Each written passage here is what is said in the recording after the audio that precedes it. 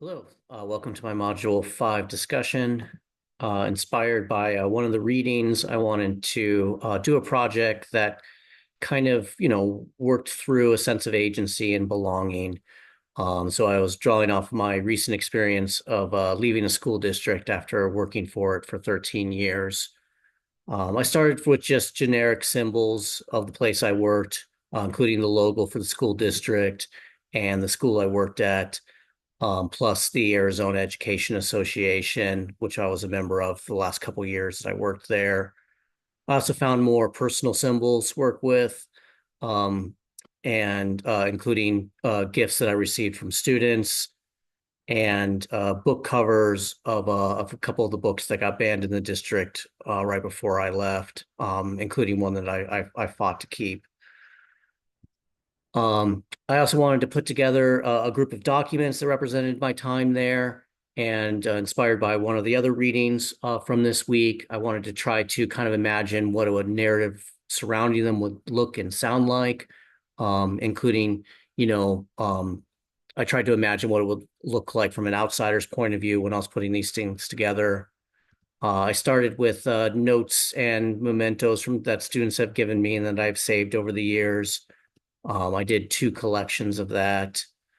I also collected some of the paperwork from some of the more negative of my experiences, and I tried to preserve them as they were, including with like the sticky notes still attached to it from when I got back from that meeting.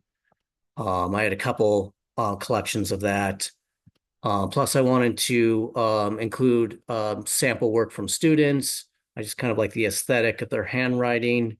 And I've graded, thousands of their essays at this point. So that definitely is a representative of my legacy. I also included a copy of an evaluation for my first year. It's kind of a weird memento. I kind of like the visual of the charts there too. And I have a full letter of recommendation that I just printed out directly and a random page from the 30-page grievance I wrote when the district banned Between the World and Me. And then, my main inspiration was from this reading. This was my favorite quote from that reading.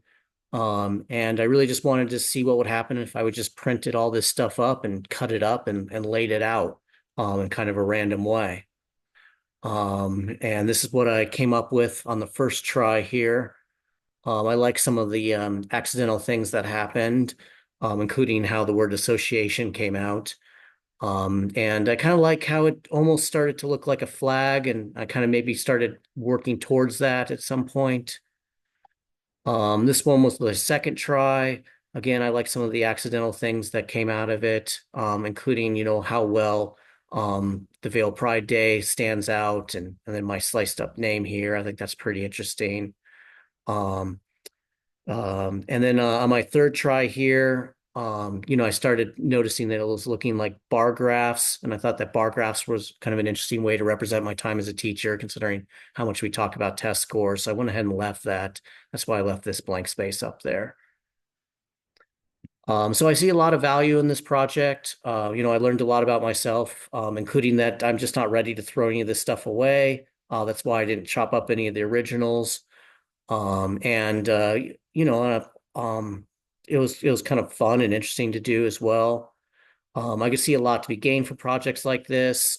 People like to be creative. I enjoyed being creative, and I imagine we could literally gain students who would get into this kind of writing assignment opposed to a more traditional one. As far as challenge is concerned, I think the challenge would be the same as with any other assignment. It's just, trying to get students to take it seriously. I mean, I think the creativity is a great buy-in, but I do also think it gives students a bit of an out. And, in the case of like, and I'll admit this was even kind of what I was thinking at one point is, I'll just chop a bunch of stuff up and paste it together and, call it a project. So, I think that'd be the main challenge is just trying to get students to really buy in and put some thought into it. Anyway, I hope you enjoyed this presentation and it wasn't too long. Thank you for your attention and good luck with the rest of the class.